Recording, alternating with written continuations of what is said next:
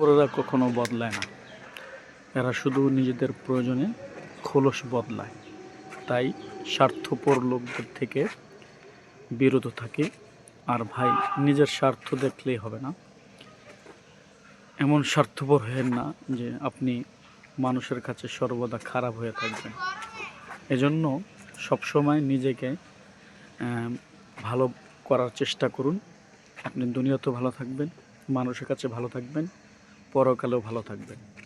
তাই নিজের স্বার্থপর না বুঝে মানুষকে কীভাবে সহযোগিতা করা যায়, সাহায্য করা যায়, তার বিপদে পাশে থাকা যায়, এই চিন্তা করি।